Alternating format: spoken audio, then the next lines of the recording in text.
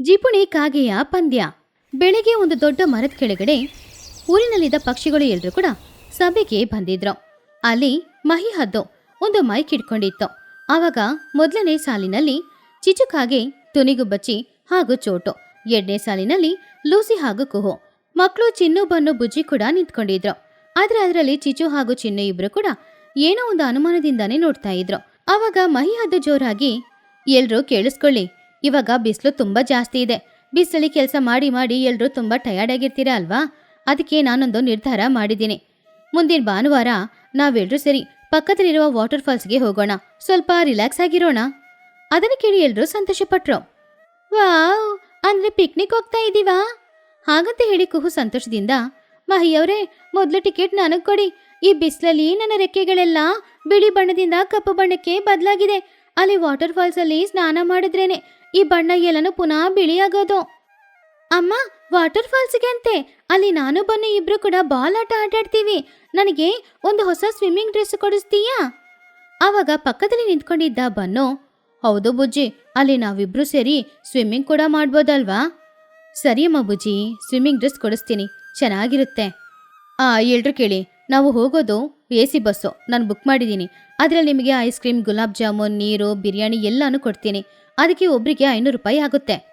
500 ರೂಪಾಯಿ ಅಂತ ಹೇಳಿದ ತಕ್ಷಣ ಚಿಚುಕಾಗೆಗೆ ಅವಳ ಹೃದಯನೇ ಒಂದು ಕ್ಷಣ ನಿಂತೋದ ಹಾಗೆ ಇತ್ತು. ಅವಳಿಗೆ ತುಂಬ ಕೋಪನೂ ಬಂತು. ಆದ್ರಿಂದ ಚಿಚು ಜೋರಾಗಿ, ಏನು ಹೇಳಿದ್ರಿ ಮಹಿಯವರೇ? 500 ರೂಪಾಯಿನಾ? ನೀವು ನಮ್ಮನ್ನೆಲ್ಲ ಅಮೆರಿಕ ಕರ್ಕೊಂಡು ಹೋಗ್ತಾ ಇದ್ದೀರಾ? ಪಕ್ಕದಲ್ಲಿರುವ ವಾಟರ್ ಫಾಲ್ಸ್ಗೆ ತಾನೆ? ಇದು ಅನ್ಯಾಯ. 500 ರೂಪಾಯಿ ಎಲ್ಲ ನನ್ನಿಂದ ಕೊಡೋಕ್ಕಾಗಲ್ಲ. ಚಿಚು, 500 ರೂಪಾಯಿಗೆ ಈ ಕಾಲದಲ್ಲಿ ಏನು ಬರ್ತಾ ಇದೆ? 500 ರೂಪಾಯಿಗೆ ಅವರು AC bus, biryani, gulab jamun, ice cream ಅಂತಿದ್ದಾರೆ. ಸುಮ್ಮನೆ ಹಣ ಕೊಡು. ಬ್ಯೂಟಿ ಪಾರ್ಲರ್ಗೆ 1000 ರೂಪಾಯಿ ಖರ್ಚು ಮಾಡುವ ನಿನಗೆ ಹಣದ ಬೆಲೆ ಗೊತ್ತಿಲ್ಲ, ನನಗೆ ಗೊತ್ತಿದೆ. ಇಲ್ಲಿ ನೋಡಿ ಮಹಿಯವರೇ, ನನ್ನ ಮಗ ಚಿನ್ನು ತುಂಬ ಚಿಕ್ಕವನು, ಅವನಿಗೆ ಹಾಫ್ ಟಿಕೆಟ್ ಕೊಡಿ, ಅಂದರೆ 250 ರೂಪಾಯಿ ಮಾತ್ರ. ನನಗೆ ಫ್ರೀ ಪಾಸ್ ಕೊಡಿ, ನಾನು ಬೇಕಾದರೆ ಹಾಗೇನೆ ಬರ್ತೀನಿ. ಚಿಚು, ಫ್ರೀ ಪಾಸ್ ಕೊಡೋಕ್ಕೆ ನೀನೇನು VIP ಅಲ್ಲ. ಹಣ ಕೊಡೋದಾದ್ರೆ ಬಾ. ಹಾಗೇನೆ ಚಿನ್ನು ಚಿಕ್ಕ ಹುಡುಗಾನೆ, ಆದರೆ ಎಲ್ರ ಥರ ಊಟ ಮಾಡ್ತಾನೆ ಅಲ್ವಾ? ಹಣ ಇದ್ರೆ ಬಸ್ಸಲ್ಲಿ ಬಾ, ಇಲ್ಲ ನಡ್ಕೊಂಡು ಬಾ. ಚಿಚು ಕೋಪದಿಂದ, ನಾನು ಬರಲ್ಲ. ಒಂದಿನಕ್ಕೆ 500 ರೂಪಾಯಿ ಖರ್ಚು ಮಾಡೋಕ್ಕೆ ನನ್ನಿಂದ ಆಗಲ್ಲ. ಬರೀ ನೀರು ನೋಡೋಕ್ಕೆ 500 ರೂಪಾಯಿ ಯಾಕೆ? ಬಾತ್ರೂಮಲ್ಲೇ ನೀರು ಬರುತ್ತೆ ಅಲ್ವಾ? ಆವಾಗ ಕುಹುಬಾತು, ಬಾತ್ರೂಮ್ ನೀರಿಗೋ ವಾಟರ್ ಫಾಲ್ಸ್ ನೀರಿಗೋ ವ್ಯತ್ಯಾಸ ಗೊತ್ತಿಲ್ವಾ ನಿನಗೆ? ಎಲ್ರೂ ಒಟ್ಟಿಗೆ ಹೋದ್ರೆ ಚೆನ್ನಾಗಿರುತ್ತೆ ಚಿಚು, ಬಾ ಹೋಗೋಣ. ಆವಾಗ ಚಿನ್ನೂನು ಬೇಜಾರಿಂದ, ಅಮ್ಮ ಹೋಗೋಣಮ್ಮ, ವಾಟರ್ ಫಾಲ್ಸ್ಗೆ ಹೋಗೋದಂದ್ರೆ ನನಗೆ ತುಂಬ ಇಷ್ಟ. ಬುಜ್ಜಿ ಬನ್ನು ಎಲ್ಲರೂ ಹೋಗ್ತಾರೆ, ಅವ್ರ ಜೊತೆ ಆಟ ಆಡ್ಬೇಕಲ್ವಾ?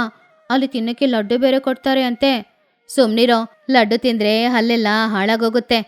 ನಾವು ಈ ಪಿಕ್ನಿಕ್ಗೆ ಬಸ್ಸಲ್ಲಿ ಹೋಗೋದು ಬೇಡ, ನಾವು ನಮ್ಮ ರೆಕ್ಕೆಗಳಿಂದ ಹಾರ್ಕೊಂಡು ಹೋಗೋಣ. ನಾವು ಪಕ್ಷಿಗಳು, ನಮ್ಮಿಂದ ಹಾರಕ್ಕಾಗುತ್ತೆ. ನಾನೊಂದು ಸವಾಲು ಹಾಕ್ತಾ ಇದ್ದೀನಿ.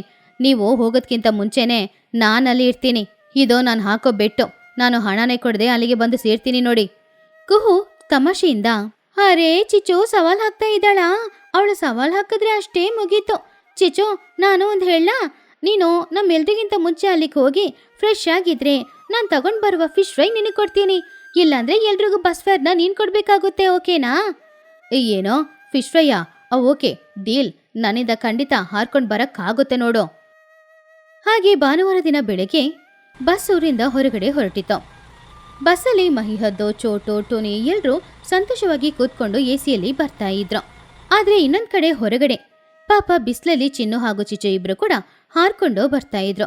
ಅವರನ್ನ ಬನ್ನು ಹಾಗೂ ಬುಜ್ಜಿ ಕಾರಿಂದ ನೋಡ್ತಾ ಇದ್ರು. ಅಮ್ಮ, ಅಲ್ಲಿ ನೋಡಿದ್ಯಾ? ಬನ್ನು ನೋಡೋಕೆ ಎಷ್ಟು ಟಯರ್ಡ್ ಆಗಿದ್ದಾನೆ ನೋಡು. ಹೊರಗಡೆ ಬಿಸಿಲು ಜಾಸ್ತಿ ಇದೆ, ಅವನ ಮುಖಾನೇ ಪಾಪ ಬಾಡಿ ಹೋಗಿದೆ. ಹೌದು, ಈ ಚಿಚ್ಚು ಅವಳು ಜಿಪಣತನದಿಂದ ಬನ್ನುಗೂ ಶಿಕ್ಷೆ ಕೊಡ್ತಾ ಇದ್ದಾಳೆ. ನಾವು AC ಬಸ್ಸಲ್ಲಿ ಕೂತ್ಕೊಂಡಿದ್ದೀವಿ, ಪಾಪ ಅವನು ಕಷ್ಟಪಡ್ತಾ ಬರ್ತಿದ್ದಾನೆ. ಹೀಗಿರುವಾಗ ಬಸ್ ಹೋಗ್ತಾ ಇತ್ತು. ಚಿಚ್ಚು ಹಾಗೂ ಚಿನ್ನು ಇಬ್ರು ಹಿಂದೆನೇ ಇದ್ರು. ಚಿನ್ನುಗೆ ದಾಹ ಆಗ್ತಾ ಇತ್ತು. ಅಮ್ಮ, ತುಂಬ ದಾಹ ಆಗ್ತಾ ಇದೆ, ಕೆಳಗಡೆ ಎಲ್ಲಾದ್ರೂ ನೀರಿದೆಯಾ ನೋಡಮ್ಮ, ನೀರು ಕುಡಿದ್ಬಿಟ್ಟು ಆಮೇಲೆ ಹೋಗೋಣ. ಎಲ್ಲ ಕಣೋ, ಇವಾಗ ನಿಂತ್ರೆ ಆಮೇಲೆ ಅವ್ರು ನಮ್ಮನ್ನ ದಾಟಿ ಹೋಗ್ಬಿಡ್ತಾರೆ, ನಮ್ಮಿಂದ ಗೆಲ್ಲಕ್ಕಾಗಲ್ಲ. ಆಮೇಲೆ ಕುಹು ತಗೊಂಡು ಬರುವ ಫಿಶ್ ಫ್ರೈನ ತಿನ್ನಕ್ಕಾಗಲ್ಲ. ನನ್ನ ಮಾತು ಕೇಳಿ ನನ್ನ ಜೊತೆ ಹಾಗೇನೆ ಹಾರ್ಕೊಂಡು ಬಾ. ಹಾಗಂತ ಹೇಳಿ ನೀರು ಕೂಡ ಕುಡಿಯದೆ ಇಬ್ರು ಹಾರ್ಕೊಂಡು ಬರ್ತಾ ಇದ್ರು. ಶಾರ್ಟ್ಕಟ್ ಅಲ್ಲಿ ಹೋಗೋಣ ಅಂತ ಬೆಟ್ಟದ ದಾರಿಯಲ್ಲಿ ಹೋಗಿದ್ದವರಿಗೆ ಅಲ್ಲಿ ಗಾಳಿ ಬಿಸಿ ಬಿಸಿಯಾಗಿ ಬೀಸೋದ್ರಿಂದ ಅವರಿಂದ ಸರಿಯಾಗಿ ಹಾರಕ್ಕೂ ಆಗ್ಲಿಲ್ಲ. ಆವಾಗ ಚಿಚುಕಾಗೆ ಆಯಾಸದಿಂದ, ಚಿನ್ನು, ಏನೋ ಇದು, ಬೇಗ ಹೋಗೋಣ ಅಂತ ಈ ದಾರಿಯಲ್ಲಿ ಬಂದ್ರೆ ಇಲ್ಲಿ ಇಷ್ಟು ಬಿಸಿಯಾಗಿದೆ ಗಾಳಿ, ದೇವ್ರೇ ನಮ್ಮನ್ನ ಕಾಪಾಡಪ್ಪ.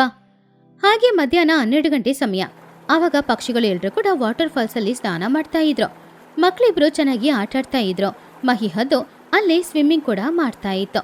ಆವಾಗ ಕುಹು ಕೂಡ ಅಲ್ಲಿ ಸಂತೋಷವಾಗಿ ಸ್ವಿಮ್ಮಿಂಗ್ ಮಾಡ್ತಾ ಇದ್ಲು. ಲೂಸಿ ಅಲ್ಲಿರುವ ಲೊಕೇಶನ್ ಅಲ್ಲಿ ಸಾವಿರಾರು ಸೆಲ್ಫಿಗಳನ್ನ ತೆಗಿತಾ ಇದ್ಲು. ಫ್ರೆಂಡ್ಸ್ ಬನ್ನಿ, ಈ ಲೊಕೇಶನ್ ಅಲ್ಲಿ ನಾವೊಂದು ಸೆಲ್ಫಿ ತೆಗಿಯೋಣ, ಚೀಸ್. ಹಾಗೆ ಅವರು ಮಾತಾಡ್ತಿದ್ದಾಗ ಆವಾಗ ಇದ್ದಕ್ಕಿದ್ದಂತೆ ಒಂದು ಶಬ್ದ. ಮೇಲಿಂದ ಚಿಚು ಹಾಗೂ ಚಿನ್ನು ಇಬ್ರು ಡಬ್ ಅಂತ ಕೆಳಗಡೆ ಬಂದು ಬಿದ್ರು. ಪಾಪ ಅವರಿಬ್ಬರನ್ನ ನೋಡಕ್ಕೆ ಪಕ್ಷಿಗಳಿಗೆ ತುಂಬಾನೇ ಬೇಜಾರಾಗ್ತಿತ್ತು. ಯಾಕಂದ್ರೆ ಅವರ ಪರಿಸ್ಥಿತಿ ಅಷ್ಟು ಮೋಸವಾಗಿತ್ತು. ನೀರು ನೀರು ನೀರು ಕೊಡಿ ಅಮ್ಮ. ಪಾಪ ಅಮ್ಮ ಚಿನ್ನು, ಅವನಿಗೆ ನೀರು ಕೊಡಮ್ಮ. ಅದರಲ್ಲಿ ಸ್ವಲ್ಪ ಗ್ಲೂಕೋಸ್ನ ಮಿಕ್ಸ್ ಮಾಡಿ ಬೇಗ ಕೊಡಮ್ಮ. ಟುನಿ ತಕ್ಷಣ ಹೋಗಿ ನೀರಲ್ಲಿ ಗ್ಲೂಕೋಸ್ನ ಮಿಕ್ಸ್ ಮಾಡಿ ಚಿನ್ನಿಗೆ ಕುಡಿಯಕ್ಕೆ ಕೊಟ್ಲು. ಹಾಗೇನೆ ಚಿಚುಗೂ ಕುಡಿಯಕ್ಕೆ ಕೊಟ್ಲು. ಆವಾಗ ಚಿಚುಕಾಗಿ ಕಂಡ್ಬಿಟ್ಟು, ಓ ಬನ್ನ, ನಿಮ್ಮೆಲ್ಲರಿಗಿಂತ ಮುಂಚೆನೆ ನಾನು ಬಂದ್ಬಿಟ್ನಾ? ಹಾಗಾದ್ರೆ ಕುಹು, ಆ ಫಿಶ್ ಫ್ರೈ ಎಲ್ಲಿದೆ? ಅದನ್ನ ಬೇಗ ಕೊಡು. ಆವಾಗ ಕುಹುಬಾತು ನೀರಿಂದ ಹೊರಗಡೆ ಬಂದು, ಚಿಚು ನಿಂಗೇನಾದ್ರೂ ಹುಚ್ಚಿಡ್ತಿದ್ಯಾ? ನಾವಿಲ್ಲಿಗೆ ಬಂದು 1 ಗಂಟೆ ಸಮಯ ಆಯ್ತು. ಸ್ನಾನನೂ ಮಾಡಿ ಆಯ್ತು, ಸ್ನ್ಯಾಕ್ಸ್ ಎಲ್ಲ ತಿಂದಾಯ್ತು. ಆ ಫಿಶ್ ಎಲ್ಲ ಯಾವಾಗ್ಲ ಖಾಲಿ. ನೀನು ಸೋತೋದೆ. ನಿನ್ ಮುಖ ನೋಡಿ ಬಿಸಿಲಲ್ಲಿ ಬಂದಿದ್ರಲ್ಲಿ ಹೇಗೆ ಬಾಡಿ ಹೋಗಿದೆ ಅಂತ. ಚಿಚುಕಾಗೆ ಬೇಜಾರಿಂದ, ಅಯ್ಯೋ ಹಾಗಾದ್ರೆ ಫಿಶ್ ಫ್ರೈ ಇಲ್ವಾ? ಸರಿ, ಹೇಗೂ ಬಂದಿದ್ದೀನಿ ಅಲ್ವಾ, ನನಗೆ ಹಸುವಾಗ್ತಾ ಇದೆ. ಇವತ್ತು ಲಂಚ್ ಮೆನು ಏನೋ ಬಿರಿಯಾನಿ ಇದೆಯಾ? ಚಿಚು, ಇವತ್ತು ಲಂಚ್ ಮೆನಲ್ಲಿ biryani, ice cream, juice, gulab jamun ಎಲ್ಲಾನು ಇದೆ. ಆದರೆ ಆವಾಗ ಚಿಚುಕಾಗಿ ಮಹಿನ ನೋಡಿ, ಆದರೆ ಏನೋ, ಬೇಗ ಕೊಡಿ ತಿನ್ನಕ್ಕೆ. ಚಿಚು, ನೀನು ಹಣ ಕೊಟ್ಟಿಲ್ಲ. ರೂಲ್ಸ್ ಅಂದರೆ ರೂಲ್ಸೇ. ಇಲ್ಲಿರೋರಿಗೆ ಮಾತ್ರ ನಾನು ಆಹಾರ ಏರ್ಪಾಡು ಮಾಡಿದ್ದೆ, ಅದಕ್ಕೆ ನಿನಗೆ ಕೊಡೋಕ್ಕಾಗಲ್ಲ. ಏನು ಹೇಳ್ತಾ ಇದ್ದೀರಾ? ಇದು ಅನ್ಯಾಯ. ನಾನು ತುಂಬ ಕಷ್ಟಪಟ್ಟು ಬಂದಿದ್ದೀನಿ ಅಲ್ವಾ, ನನಗೋಸ್ಕರ ಸ್ವಲ್ಪ ಆಹಾರ ಕೊಡ್ಬೋದಲ್ವಾ? ನಿಮಗೆ ಮನಸ್ಸಾಕ್ಷಿನೇ ಇಲ್ವಾ ಹೇಳಿ?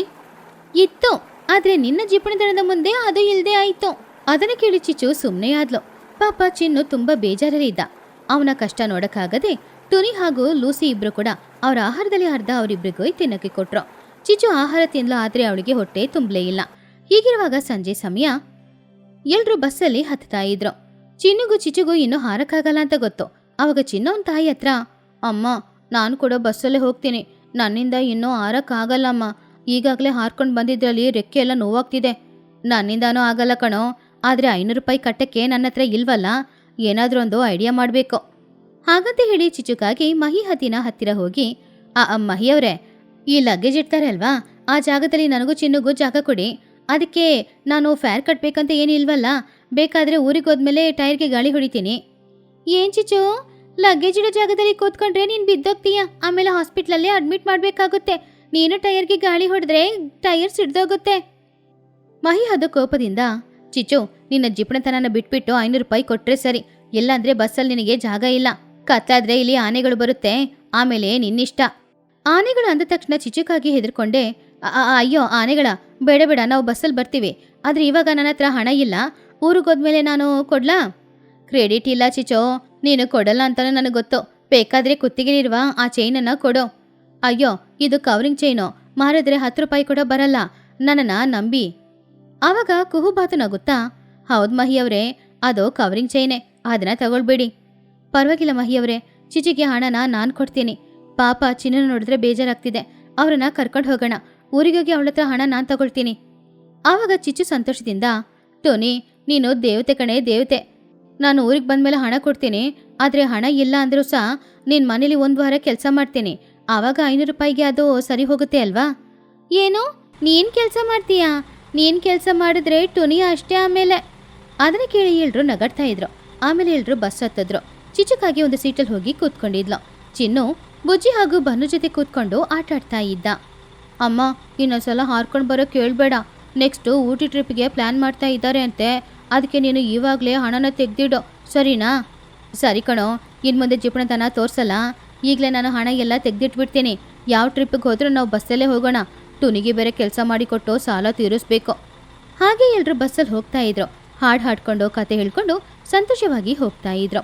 ಈ ಕಥೆಯಲ್ಲಿರುವ ನೀತಿ ಏನು ಅಂದರೆ, ಹಣನ ತುಂಬ ಖರ್ಚು ಮಾಡಲೂಬಾರ್ದು, ಆದರೆ ಅವಶ್ಯಕತೆಗೆ ಬೇಕಾಗಿರುವಾಗ ಖರ್ಚು ಮಾಡಲಿಲ್ಲ ಅಂದರೆ ಕಷ್ಟಪಡಬೇಕಾಗುತ್ತೆ.